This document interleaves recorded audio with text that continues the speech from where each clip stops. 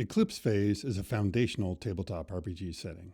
I've run 2 Eclipse Phase campaigns, so I can say this from experience. A foundational setting is not just made for one particular type of adventure. It's a world that provides guidance in the form of supplements and adventures. It gives me seeds, hooks, tidbits I can build out into my own adventures, so I can make the setting my own. It can serve as the core of a gaming group's activities for a very long time without exhausting the possibilities.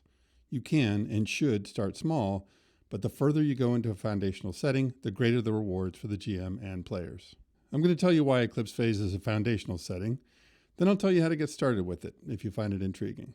Here's an important note. All of the Eclipse Phase material is provided under a liberal Creative Commons license by the publisher, Posthuman Studios, so it's legal to share PDFs of the game books for non-commercial purposes.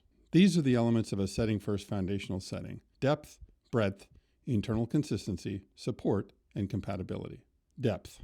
You could run an entire campaign that takes place on a Venusian aerostat, or on a one-way gatecrashing mission, or among the scum of the belt, or in the cities of Luna. As a GM, you'd have to fill in many of the details, but the game books give you plenty of material to springboard off of.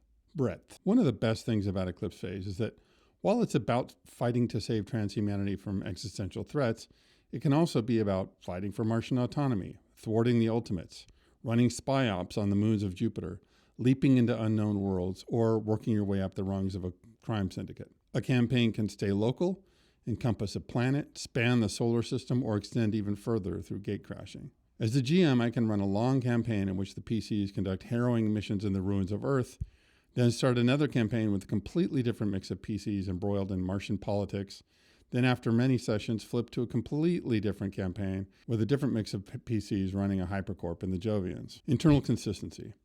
Eclipse Phase posits that AIs went rogue and took over Earth. It has uplifted animals, people living in all kinds of habitats across the solar system, minds that can be separated from bodies and backed up like data, bodies that can be manufactured in many flavors, dimly understood aliens, and jump gates to worlds outside our solar system. That's a lot. But one of the most impressive things about the Eclipse Phase setting is how transhumanity has been cast out of Eden, forced off of Earth, dispersed, and organized into a wild assortment of factions. It's wide open, complicated, messy in a way that feels, to me at least, real as long as you accept its core precepts. Support. In addition to the second edition core book, almost all the first edition supplements are compatible, and there's a lot to them. They illustrate what life is like in a super high-tech society, define how the secretive firewall organization fends off threats to transhumanity and the nature of those risks.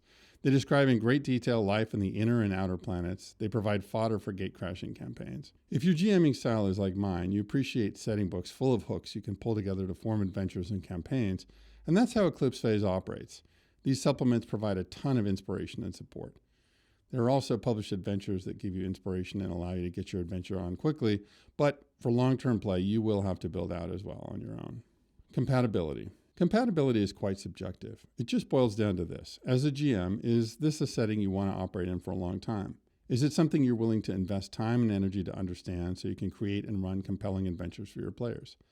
Does it inspire you?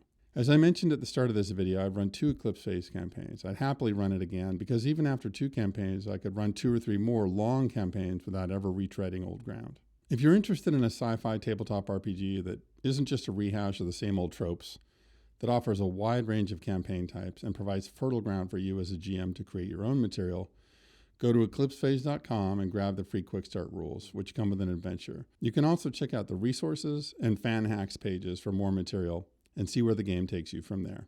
Thanks as always for watching.